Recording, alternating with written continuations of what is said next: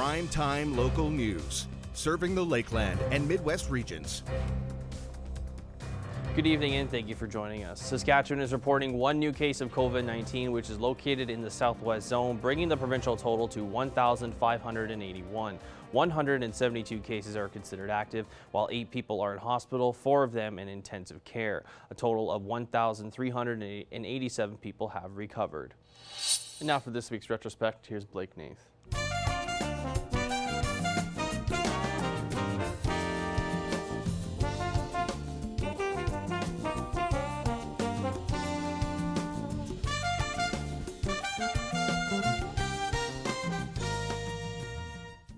This week in retrospect, in 1995, an unexpected drought in the Midwest region causes a low turnout for the annual Paradise Valley Horticulture Show.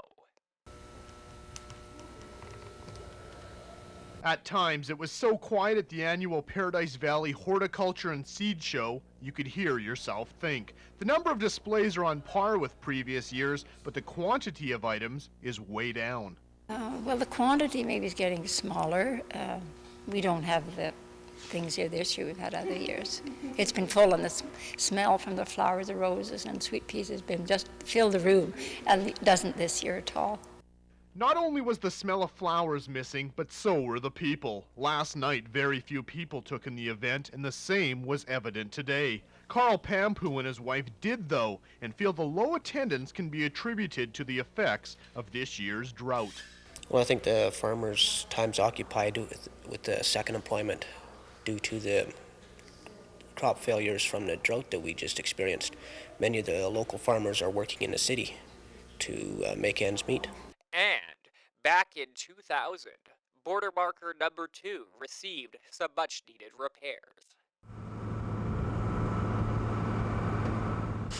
The cranes rolled in just after 8 this morning to embark in a task that has been in the planning for many months. We've been looking at the border markers since fairly early in the year, and we could see things that were happening, so we got a little bit concerned with them. The concern was mostly with border marker number 2, located on the north side of the road on Highway 16. We started taking them apart, which was not an easy chore because of the precast concrete that had been put around the bottom. And once we did that, we could see that there was some deterioration in number 2. And it was to the point, because it affected the anchor bolts, that it had to come down in order to get repairs made.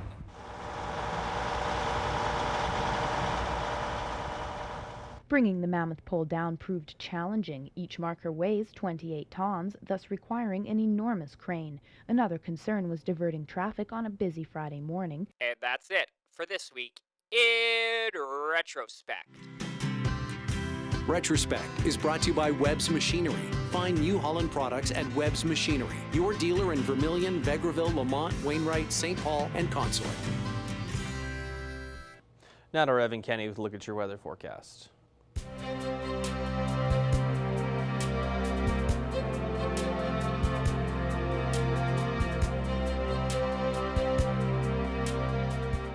Thanks, Connor. Taking a first look at your evening weather. Currently 25 degrees here in Lloydminster, but throughout the day we saw that touch up all the way into 30 degrees, so a nice hot one all across both provinces here. Currently wind is only coming at 8 kilometers per hour, but overnight and into tomorrow that could pick up to 20 kilometers per hour. Taking a look now at some temperatures from around the region. 27 in Vermilion as well as in Marwayne and in St. Paul. 31 in Edmonton is the hottest for the area. 28 in Vegreville, 29 in Lac-La-Biche, 30 in Bonnyville as well as in Cold Lake. Now taking a look at the Saskatchewan side here. 27 up in Isle Cross, 33 in Green Lake, 32 in Pearceland, 29 over in Meadow Lake, 27 in St. Walbert as well as in Maidstone and Macklin, and 31 over in North Battleford. Now taking a look, we could be seeing some of this weather moving in from the west there, but there is the chance that it will not hit Lloydminster and we will not be seeing some showers tonight.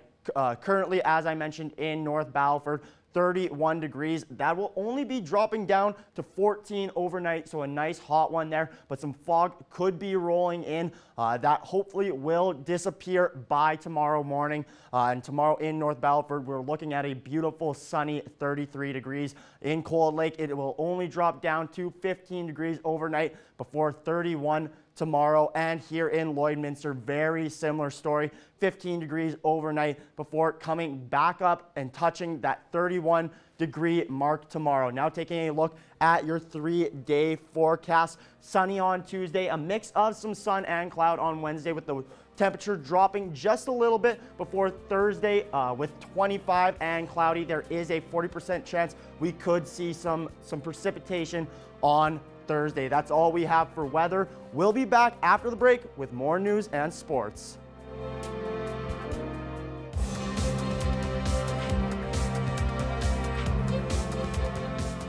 Kicking off the week in the sports world, the NBA playoffs have returned. As well, the NHL saw some ups and downs over the last few days.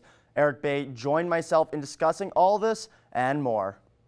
Joining me today for another sports panel is our Eric Bay. As always, Eric, it's a pleasure having you on. Thanks for joining me and talking sports. Yeah, no problem. Obviously, tons of stuff here happening, so always good to chat here at the start of the week. For sure, and the most recent is some unfortunate news for Canadian football fans. The CFL will not be having a 2020 season due to lack of funding and because of COVID-19. Eric, what are your initial thoughts on this? Yeah, I think really this is mismanagement on both sides of the equation. You look at the CFL, they originally came with their $150 million ask earlier on, but didn't have the proper plan to back it up. So I don't blame the federal government for saying no at that point. However, again, on the other side of things, you look at the money that's being shelled out currently by the federal government and already has been shelled out, and you see the $30 million price tag the CFL is currently asking. It doesn't seem like too much a price to pay. So again, I just feel like this is disappointing for fans, for Canadians in general. When you look at how both sides handle this, I'm just hoping now as we move forward that we can get something going for 2021 and continue to see the league prosper, because it's a great product. Canadians love to see it. It's awesome to have football in our own backyard. So hopefully this keeps going.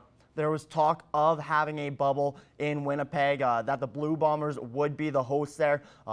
But as we said, this will not be happening. A bubble that is happening is the NHL, and it's still going strong throughout the first round, except for a handful of teams. One of those might be the Boston Bruins, as they take a huge loss as their goalie, Tuukka Rask, has announced he is opting out of the rest of the playoffs. That family matters more to him than hockey does at the current moment.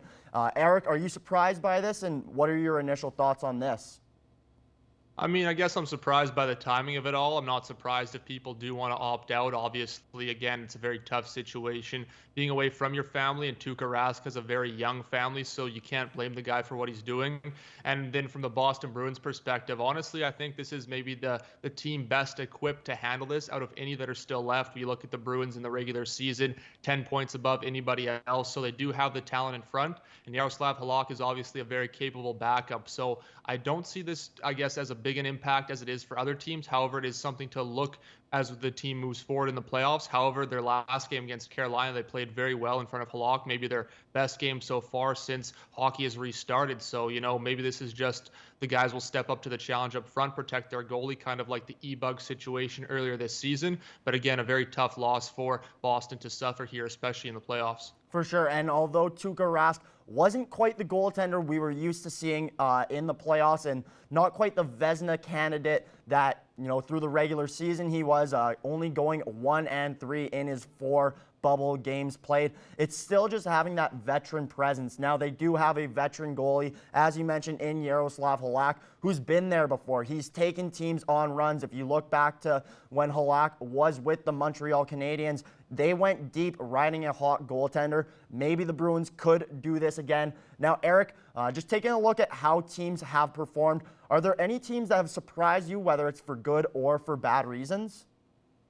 Yeah, I think Vancouver is kind of the one that comes to mind for everybody. You look at what they did those first two games against St. Louis, and even their last game obviously went to overtime. So they're really pushing the defending Cup champs to the break. I think obviously that young core, and that's something we've seen here throughout this entire playoffs, is those young guys stepping up for everybody, whether it is Miro Heiskanen in Dallas or Quinn Hughes in Vancouver. Those young guys have sure jumped out very quick. Dylan Dubé for Calgary is another guy. So I think the youth is really powering the team, especially because Jacob Markstrom maybe isn't performing as well as he did in the regular season. So I would say for me, Vancouver is a surprise. And then just, I guess, on the disappointing side of things, I think you have to look at Washington. I mean, it's not surprising necessarily that the Islanders are winning the series because I thought that they had a good chance to win going in, but maybe the fact that they are up 3-0 and pushing the Caps to the brink like they have is surprising, especially with all the firepower the Capitals have front. But the Islanders play a very structured game, a very solid game. So it's not overly surprising when you do see what they do because they are built for the playoffs. And you look at Barry Trotz, he took the Capitals to a Cup championship. So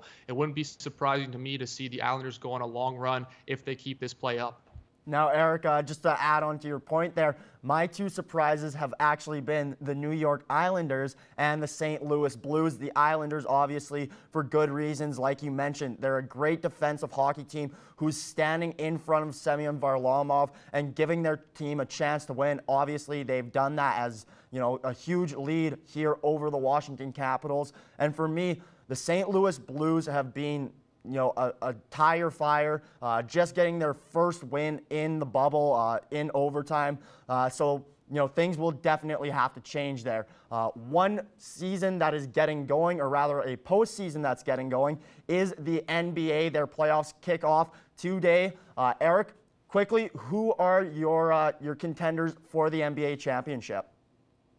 Don't sleep on the Toronto Raptors. I know they lost Kawhi Leonard, but you look, all these guys have taken huge steps as they carry forward. Obviously, Pascal Siakam is very young, and he's continued to progress. Marc Gasol has really stepped up in the bubble, and I think you look at their points off the bench, and that's where it comes in for me, is just their ability to score with their depth. And you see all these guys kind of stepping in, guys we haven't even really heard of, or maybe casual basketball fans haven't heard of, and they've really stepped up. They've put up, 20 points. So I really think the Raptors do have a good chance to defend their title. From the West, I would say the Lakers. I think their depth with LeBron James and Anthony Davis is a little bit better than, say, the Clippers or some of those other teams like the Nuggets. So again, it should be a very exciting finals, and I wouldn't be surprised though if the Raptors come out winning again. I am with you 100% on the Raptors there, Erica. Fred VanVleet, I think, has been stellar, and the Raptors in general coming into the bubble have only lost one game, so things are looking good for the Toronto Raptors. Eric, it's always a pleasure getting to chat about sports with you.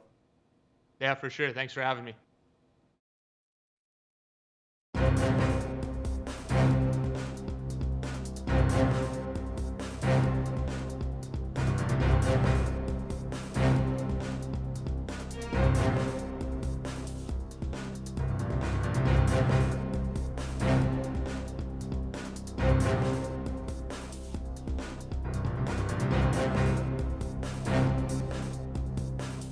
I'm joined today with Shelly Varenga from the Snowflake House, and we're here just to talk about their new office space. Thanks for taking some time to talk with me today, Shelly.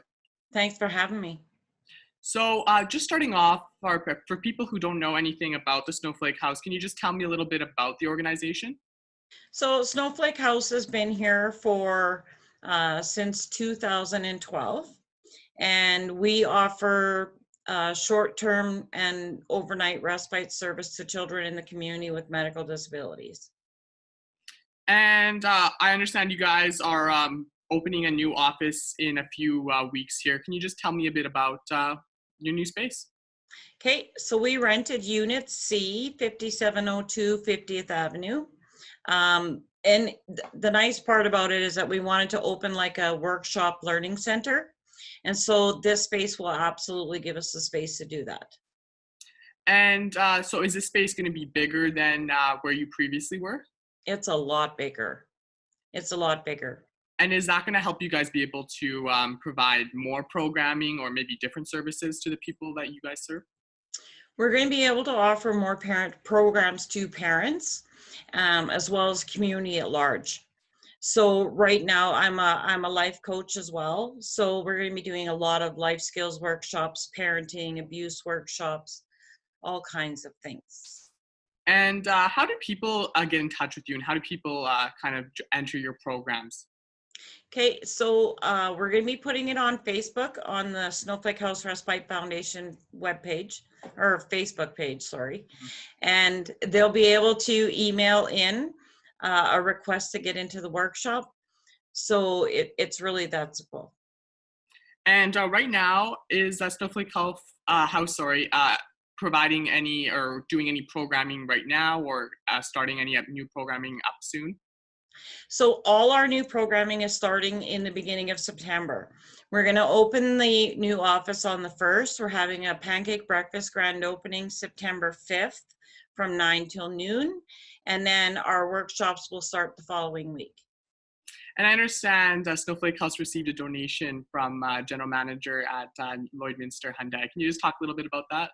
We did.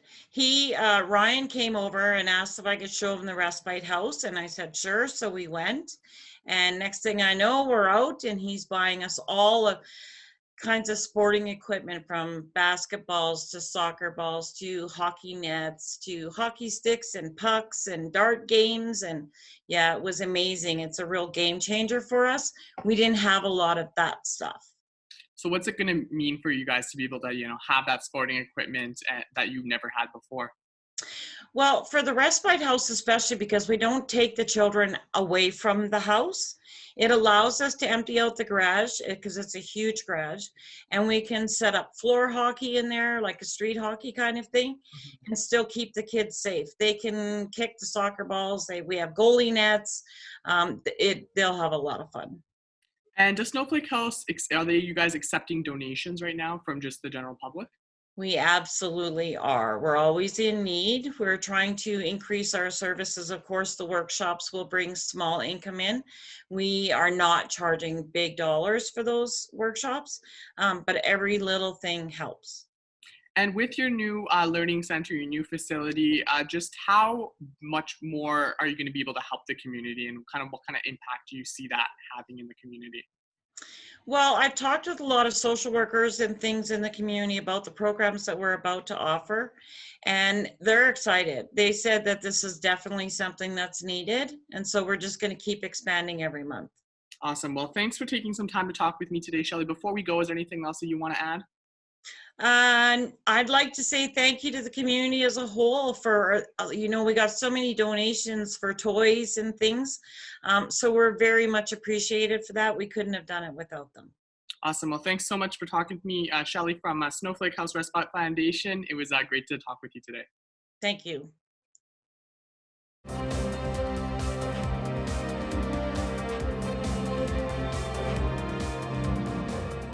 Joining me today is Jackie Tomeyer with the Lloydminster Exhibition Association. How are you today?